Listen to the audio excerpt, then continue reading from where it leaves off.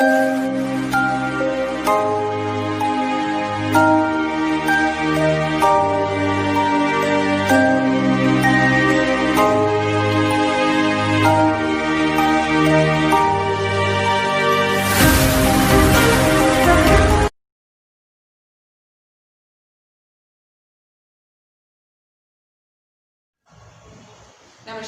SKG द्वारा संचालित online कक्षाओं में आपका स्वागत है। आज हम जो समांतर श्रेणी एक्सरसाइज पढ़ रहे थे उसका लास्ट जो क्वेश्चन है विविध प्रश्नमाला का वो देखेंगे। क्वेश्चन क्या है, एक बार आप क्वेश्चन को ध्यान से सुनिएगा। क्वेश्चन ये है कि यदि एक मकानों की श्रृंखला है, मकान बने हुए हैं, उनको नंबरिंग दी गई है। नंबर कैसे दी गई है? नंबर दिए गए हैं 1 से लेके 49 तक कंटिन्यू, ठीक है, यानी 1 2 3 4 5 डैश डैश डैश 49, मतलब मकानों को क्रम से नंबर दे दिए। अब हमें ये याद करना है कि अक्स एक ऐसा मान है कि अक्स से पहले जो मकान आ रहे हैं उनकी संख्याओं का योग और अक्स के बाद में जो मकान आ रहे हैं उनकी संख्याओं का जो योग है वो क्या है, आपस में बराबर है। अक्स एक नंबर है, किसके बीच में? 1 से 49 के बीच में।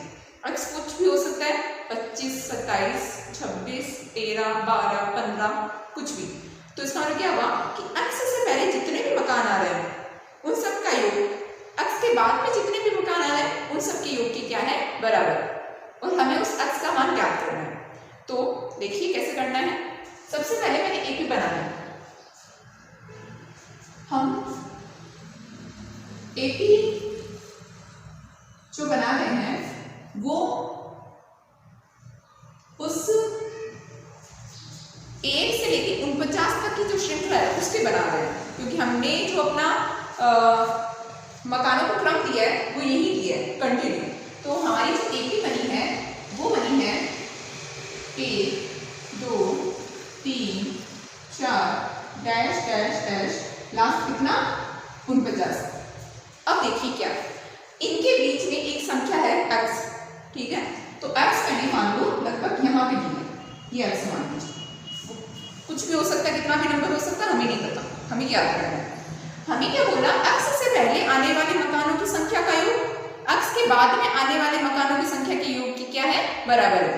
तो x से जस्ट पहले क्या आएगा, x से जस्ट पहले क्या आएगा, x से पहले आएगा x माइनस 1, क्योंकि हमने एक का अंतर लिया है। तो इसका मतलब x से पहले यहाँ पर मैंने लगा दिया x माइनस 1 और x के जस्ट बाद में क्या आएगा, x के जस्ट बाद में आएगा x प्लस 1। ये क्लियर हो गया होगा। अब क्या बोला गया था, आपको ये बोला गया था कि इस x से पहले जितने भी मकान आ रहे हैं, मतलब यहाँ से लेके यहाँ तक, इनका योग और x के बाद में जितने भी मकान आ रहे हैं, यानी यहां से लेके यहां तक। अब यहां बीच में और भी नंबर है, ठीक है, तो इनका योग और इनका योग क्या है, बराबर है। हम इस x को काउंट नहीं कर रहे हैं, ना तो इस सीरीज में कर रहे हैं ना ही इस सीरीज में कर रहे हैं, दोनों में ही x काउंट नहीं हो रहा। अब हम क्या करेंगे, योग का सूत्र लगा देंगे दोनों के लिए, इसके लिए भी इसके लिए भी, दोनों को बराबर में लेके चलेंगे और सॉल्व कर देंगे। योग का सूत्र दो थे, एक था n बराबर n/2 ब्रैकेट में 2a plus n minus 1 into में d, एक ये सूत्र था। दूसरा सूत्र था n/2 ब्रैकेट में a प्लस an, ठीक है। अब कौन सा सूत्र हमें लगाना है वो डिपेंड करता है कि हमारे पास क्या क्या चीजें हैं, मतलब हमें क्या क्या दिया। तो देखिए पहले मैं इस सीरीज की बात करती हूँ। पहले एपी की 2 एपी हो गई है, पहले 1 थी, अब कितनी हो गई है, 2। तो पहले इस एपी की बात करूँ तो इस एपी के लिए जो फर्स्ट एपी है उसके लिए मेरे पास a बराबर तो हो गया कितना, 1। फिर मैंने d निकाला, d बराबर 8 माइनस a1, 8 2 a1 1, 2 माइनस 1 कितना हो गया, 1, d का मान आ गया। अब मेरे पास देखिए अंतिम पद है, अंतिम पद कितना है, an कितना है, an है x माइनस 1। यहाँ तक क्लियर हो गया होगा। अब मेरे पास n है क्या, तो मेरे पास n भी है। n क्या है, जब हम कंटिन्यू चलते हैं ना, जैसे मैंने गिनती लिखी है, काउंटिंग लिखी है, 1 2 3 4 5 6 7 8 9 10, जैसे 1 से 10 तक लिखी, तो 1 से 10 तक की जो काउंटिंग है उसमें अंतिम पद 10 है और पदों की संख्या में कितनी हो गई 10। उसी प्रकार मैंने यहाँ पे गिनती लिखी है कंटिन्यू, तो इसका मतलब यहाँ जो हमारे पास अंतिम पद है वही हमारे क्या होगी पदों की संख्या। इसका मतलब यही मेरा an है और यही मेरा n है, तो n का मान कितना हो गया, n का मान भी हो गया x माइनस 1। ये तो मैंने सिर्फ इस सीरीज की बात की है, ठीक है। अब सेम काम मैं उस सीरीज के लिए करती हूँ। तो मेरी जो सेकंड एपी है, देखिए सेकंड एपी जो है उसमें मेरे पास क्या क्या है। सेकंड एपी में मेरे पास a का मान तो हो गया x प्लस 1 प्रथम पद, d बराबर 1 ही होगा। अब 1 क्यों होगा, क्योंकि 1 से 49 तक कंटिन्यू चल रहा था, ठीक है। इसका मतलब यहाँ जो पद है उन सब में कितने का अंतर है, 1 का, तो d का मान कितना हो गया 1। अंतिम पद कितना है, अंतिम पद हो गया 49। अब बात करते हैं n की, तो अब n क्या होगा, तो अगर इसके अकॉर्डिंग देखें तो आप बोलोगे कि n का मान 49 होगा, लेकिन n का मान 49 नहीं होगा। क्यों नहीं होगा, n का मान 49 इसलिए नहीं होगा क्योंकि मैंने जो ये एपी दी है इसका जो प्रथम पद है वो 1 नहीं है, वो x प्लस 1 है। अगर 1 2 3 4 कंटिन्यू चल रहा ना तो 49 ही होता, लेकिन कंटिन्यू नहीं चल रहा, 1 से स्टार्ट नहीं है। इसका मतलब अंतिम पद जो है वो हमारे पदों की संख्या यानी n का मान नहीं है। n का मान ज्ञात करना पड़ेगा, तो कैसे ज्ञात करेंगे, मैं सूत्र से ज्ञात कर रही हूँ। an बराबर a plus n minus 1 into D. an का मान कितना, an का मान 49, a का मान x plus 1 plus n minus 1 into D का मान 1। ये क्लियर हो गया होगा, इससे मैं n का मान ज्ञात कर दूंगा, ठीक है। 49 x प्लस 1 एक का अंदर गुणा किया तो कोई फर्क नहीं पड़ा, एज इट इज उतर गया। ये प्लस का 1 और ये माइनस का 1 कैंसिल, यहाँ तो क्लियर होगा। मुझे किसका मान निकालना है, n का। अगर मुझे n का मान निकालना है तो हमें क्या करना है, n को छोड़ के बाकी सारे पद एक तरफ करने हैं। तो हमारे पास आया 49 माइनस x बराबर कितना n। मेरे पास n का मान ज्ञात हो गया, मतलब मुझे जो जो चीजें चाहिए वो सब मेरे पास है, इसके लिए भी है और इसके लिए भी है। अब क्या बताया मैंने, योग का सूत्र लगाएंगे दोनों पक्षों में और हल कर देंगे। अब कौन सा, तो जब भी आपके पास an का मान हो, तो an का मान है क्या, इसमें भी है और इसमें भी है, तब आपको छोटा वाला सूत्र ही लगाना है। छोटा वाला सूत्र कौन सा था, छोटा वाला सूत्र था Sn बराबर n/2 ब्रैकेट में a प्लस an, तो वही सूत्र लगा रही हूँ। देखिए तो हमने लिखना क्या है, हमें ये लिखना है प्रश्नानुसार x से पहले आने वाले मकानों का योग, मकानों का योग मतलब मकानों की संख्या का योग, ठीक है। मकानों की संख्या का योग बराबर है x के बाद आने वाले मकानों की संख्या के योग के। x से पहले जितने भी मकान आ रहे हैं उनका योग और x के बाद में जितने भी मकान आ रहे हैं उनका योग, वो आपस में क्या है, बराबर है, ठीक है। मैंने सूत्र बता दिया, अब मैं वैल्यू लिख सकती हूँ, ठीक है। तो सूत्र क्या था, n/2 ब्रैकेट में a प्लस an, n/2। पहले मैं किस सीरीज की बात कर रही हूँ, इस सीरीज की बात कर रही हूँ, इधर वाले की यानी इसकी। तो इसमें n का मान कितना है, x माइनस 1, तो n/2 bracket a plus an, a का मान प्लस an का मान, ये क्लियर हो गया होगा। अब ये तो एक तरफ लगा सूत्र, सेम दूसरी तरफ लगाना है बराबर उस एपी के लिए, तो उसके लिए n/2, तो n का मान अभी मैंने फाइंड किया, कितना आया 49 माइनस x, तो हमारे पास आया 49 minus x/2 bracket a plus an, तो a का मान x प्लस 1, an का मान 49, तो प्लस 49। ये क्लियर हो गया होगा। अब क्या करना है, सिर्फ कैलकुलेट करना और कुछ नहीं। बराबर के दोनों पक्षों में अगर कोई संख्या गुणा में या भाग में कुछ है सेम तो वो कर सकती है। तो मैंने क्या किया, इस 2 से 2 को डायरेक्ट काट दिया, ठीक है। ये प्लस का 1 और माइनस का 1 कैंसिल, इधर क्या आया, इधर आया x माइनस 1, इधर क्या बचा, ओनली x, ठीक है। बराबर में देखिए इधर आया 49 माइनस x और ये दोनों जुड़ गए तो आया x प्लस 50। यहाँ तक क्लियर हो गया होगा। अब इसको कैलकुलेट करेंगे और हमारे पास x का मान आ जाएगा। तो देखो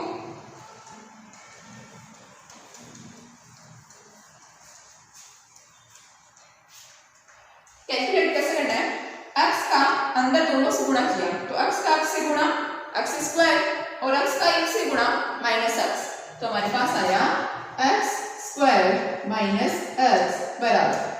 इनका कैसे गुणा करना है, सिंगल सिंगल, जैसे 49 का x से गुणा तो 49 का x से गुणा कितना हो गया, ये हो गया 49x। फिर 49 का किससे गुणा करना है, 50 से। अगर आप 49 का 50 से गुणा करते हो तो 9 पंजे 45, 5 चौक 20, हासिल की 4, तो आपके पास आया प्लस 2450, ठीक है। ये मैंने 49 का जब 50 से गुणा किया तब आया। अब मुझे x का किससे गुणा करना है, x से, माइनस x का जब मैंने x से गुणा किया तो क्या आया, माइनस का x स्क्वायर, उसको मैंने यहाँ उतार दिया। फिर माइनस x को मैंने किससे गुणा किया, 50 से, जब मैंने माइनस x को 50 से गुणा किया तो आया मेरे पास माइनस का 50x। ये क्लियर हो गया होगा। बराबर के दोनों पक्षों में अगर कोई सेम पद है तो हम उसको काट सकते हैं, लेकिन अभी हमें कुछ भी ऐसा सेम पद दिखाई नहीं दे रहा। x स्क्वायर जरूर है लेकिन अलग अलग निशान पे, सेम पद सेम निशान के हों दोनों पक्षों में तभी वो करते हैं, वरना वो नहीं करते। तो अब थोड़ा सा कैलकुलेट कर लेते हैं, x स्क्वायर माइनस x बराबर, देखिए ये 49x और ये 50x, 49 प्लस का 50 माइनस का मैंने माइनस किया तो x बचा, लेकिन x किसका बचा, माइनस का, क्योंकि 50 बड़ा था तो मेरे पास आया माइनस का x प्लस का 2450 माइनस का x स्क्वायर। यहाँ तक आ गया होगा। अब क्या करना है, ये भी माइनस का x, ये भी माइनस का x, तो x और x क्या हो गए, कैंसिल। अब क्या कीजिएगा, ये माइनस का x स्क्वायर है उसको हमने किधर भेजा तो किसका हो गया, प्लस का, तो हमारे पास ये x स्क्वायर तो पहले से था, इसको भी मैंने इधर भेज दिया तो प्लस का हो गया, बराबर में बचा 2450। यहाँ तक आ गया। x स्क्वायर और x स्क्वायर को जोड़ा तो कितना आ गया, 2x स्क्वायर। कई बार बच्चे क्या करते हैं, घातों को भी जोड़ देते हैं, घातें नहीं जुड़ती, घातें तभी जुड़ती है जब हम उनको गुणा करते हैं। तो यहाँ मैंने जोड़ा तो आया 2x स्क्वायर बराबर 2450, x स्क्वायर बराबर 2 का भाग दिया, 2 एकम 2, 2 दूनी 4, वापस 2 दूनी 4, बचा 1 यानी 5, 1225। अब आपको क्या करना है, आपको यहाँ से अंडर रूट हटाना है, सॉरी यहाँ से स्क्वायर हटाना है, यहाँ पे क्या लग जाएगा, रूट 1225 का रूट। तो 1225 का अंडर रूट निकालने के लिए हम दो तरीकों का यूज कर सकते हैं। एक तो हुआ कि हम अभाज्य गुणनखंड कर दें, दूसरा हुआ हम भाग विधि का यूज कर दें। ज्यादातर बच्चे अभाज्य गुणनखंड करते हैं क्योंकि उनको अभाज्य गुणनखंड इजी लगता है, लेकिन भाग विधि का यूज करना चाहिए क्योंकि भाग विधि जो होती है वो थोड़ी शॉर्ट पड़ती है, प्लस भाग विधि का जब हम यूज करेंगे तभी वो हमें ज्यादा क्लियर होगी।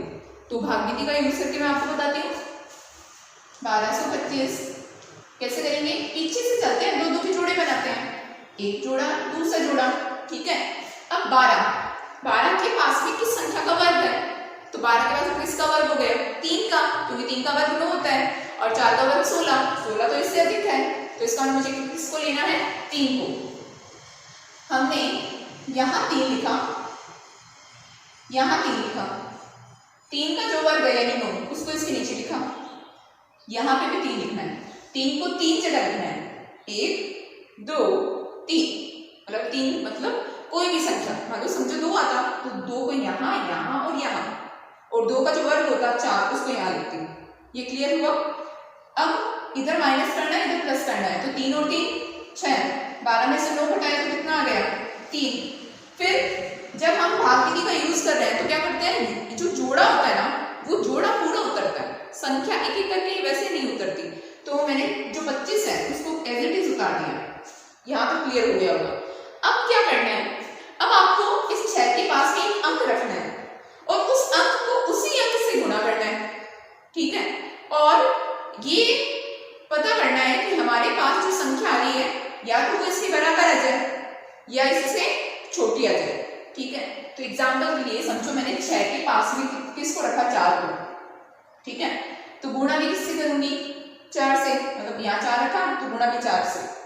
4 चौक 16, 6 चौक 24, 24 और 1 25, 256। वैसे तो इससे छोटा है लेकिन एक बार और ट्राई करते हैं कि क्या पता है इसके बराबर आ जाए। तो जब भी आपके पास में लास्ट में 5 दिखाई देना यहाँ पे, तो कंफर्म है कि 5 ही आएगा, मतलब 5 ही गुणा करना है। तो इसका मतलब मैंने 6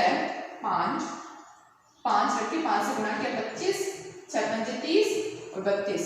इसका मतलब देखो ये सेम संख्या आ रही है, तो इस 5 को भी 3 जगह रखना है, 1 2 3 और यहाँ 325, यहाँ प्लस यहाँ माइनस, क्या आया 0 0 आ गया। इसका मतलब आपने सवाल जो है वो कंप्लीट कर दिया है। जो आपका अंडर रूट है वो कितना है, 35 है। तो हमारे पास x का जो मान आया वो आया 35। 1 से 49 के बीच में हो गया, तो 35 से पहले जो मकान आ रहे हैं उनकी संख्याओं का योग यानी 1 से 34 तक, और 35 के बाद में जो मकान आ रहे हैं मतलब कहाँ से 36 से लेके 49 तक उनका योग वो क्या है, आपस में बराबर है। ये आपका क्वेश्चन है, x का मान आपके पास है और आपकी जो समांतर श्रेणी की एक्सरसाइज है वो आज कंप्लीट होती है। अब आगे जो हमारा नेक्स्ट वीडियो आएगा उसमें हम नेक्स्ट एक्सरसाइज करेंगे। आप इस एक्सरसाइज का रिवीजन कीजिएगा, ये आपको अच्छे से क्लियर हो जाएगा।